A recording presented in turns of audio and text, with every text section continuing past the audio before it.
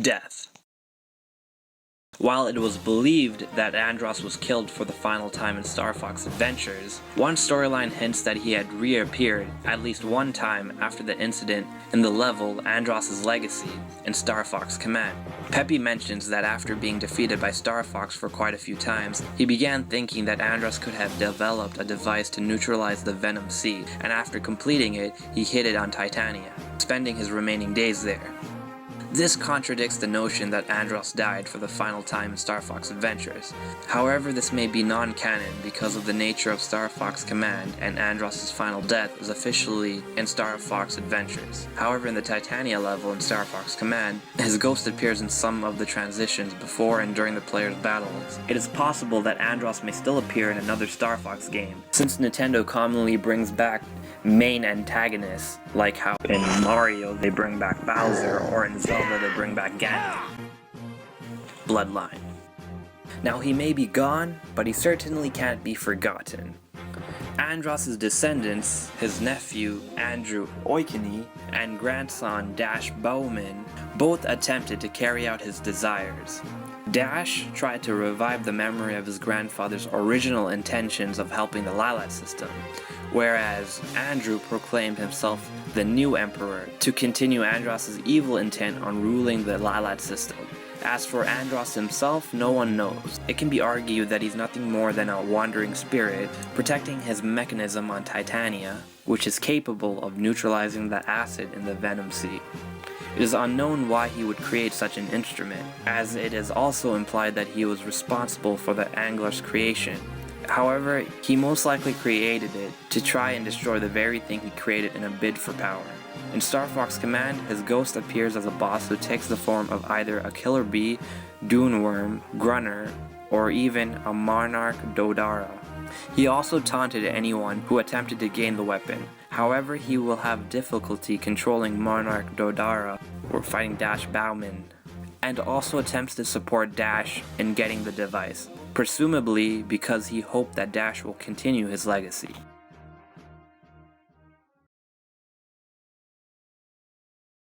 Star Fox 1.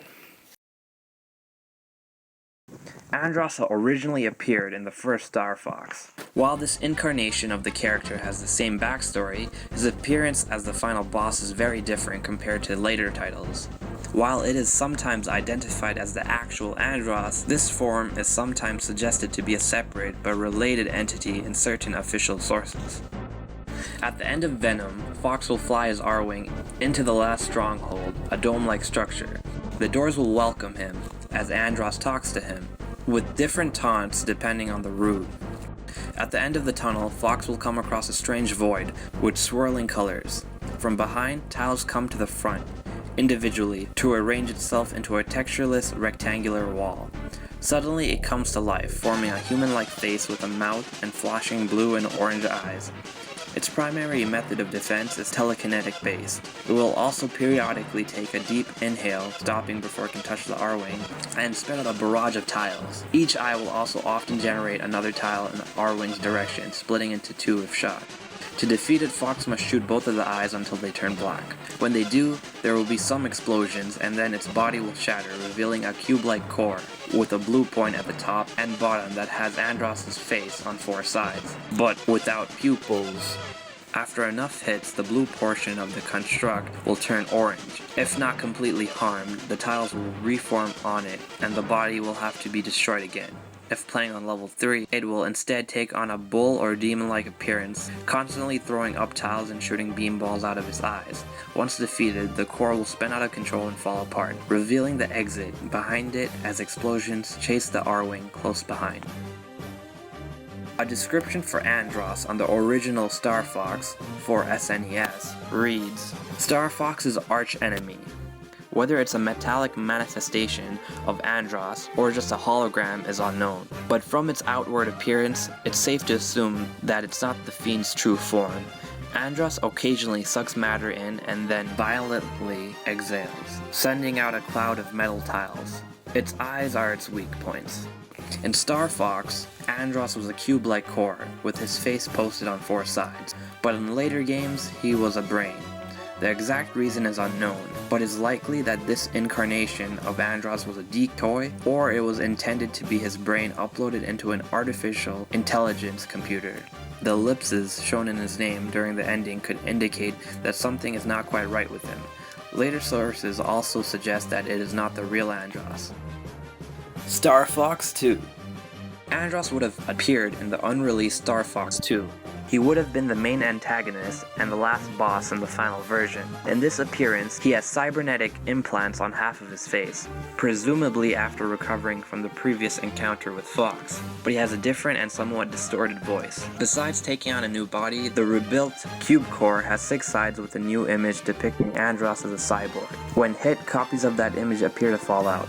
It also took on a different mouthless mask-like body with new maneuvers, and each higher difficulty added more phases, featuring an early polygonal version of his gigantic ape head. In one of the stages of development, seen in one of the 4 known leaked prototypes, his image was used as a playable character dubbed Saru. In earlier stages of development, his role appeared to be as a selectable character for the multiplayer function. The prototype provided in which he piloted the R-Wing, suggesting he was originally intended to be a new Star Fox member. However, because Saru literally means monkey in Japan, the name and character may have been a placeholder. He was removed by the near final version. Star Fox Comics. In the Star Fox comics, while Andross was still working for the Cornerian army, he was actually working behind enemy lines to learn of their ways in order to finally get even with them for the linked deaths of his foster android pig parents. Andross is also accidentally responsible for the death of Fox's mother, Vixie Reinhard, but he did try to rig her explosive for Fox's father. The reason for Vixie's accidental death was because Andross was madly in love with her and planned to get her family out of the way. He kept this dark secret to himself until his clone let it slip in front of Fox.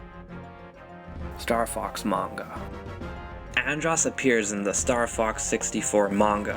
Following the same roles he held in the games, he first appears when Andrew and Pigma crash land on Venom after being beaten by the Star Fox team. Furious at their failure, Andross warns them both not to fail him again or he'll vaporize them. Later on, Fox arrives alone to face Andross, but catches the ape, torturing and mocking Pigma for never keeping anyone's trust. However, Fox pleads for the pig's release before he is cruelly electrocuted by Andross. After their battle, Andross's hide begins to tear away, revealing a robotic version of himself, which falls into meltdown and causes Venom to completely blow apart. The character of Andross may have been inspired by Sir Edmund Andros, who was the governor of the Dominion of England while it existed, which he ruled restrictively and cruelly, which somewhat resembles Andross in how he ruled Venom, and also how he wanted to rule the Lylat system. Thanks for watching another episode of Badass Backstories. Remember to like, comment, and subscribe. Have a nice day.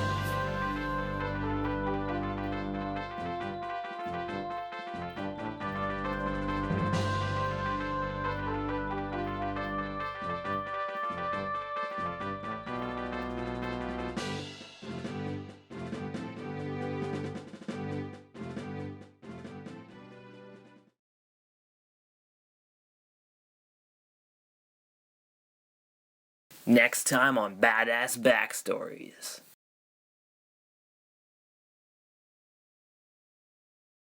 Both heaven and earth tremble before my might!